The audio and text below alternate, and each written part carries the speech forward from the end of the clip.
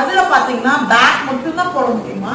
Back போடணும், front தனியா எடுத்து வச்சுட்டு ஃப்ரண்ட் போடணும். அதே மாதிரி ஃப்ரண்ட் போடும்போது பேக்ல வந்து நம்ம அத்தச்சோடு ஃப்ரேம் வச்சு போடும்போது பேக்ல அந்த நம்ம ஒர்க் பண்ண ஒர்க்ல வந்து அந்த ஃப்ரேம் பட்டுச்சுன்னா உடைஞ்சு போயிடும். அது ஒரு பெரிய மைனஸ் அதுல. ஆனா இதெல்லாம் அப்படி கிடையாதுமா. இப்ப வந்து நம்ம இப்படி இங்க பிளவுஸ் வச்சு போடுறோம்னா பேக் இங்க வந்துருது, ஃப்ரண்ட் இங்க வந்துருது.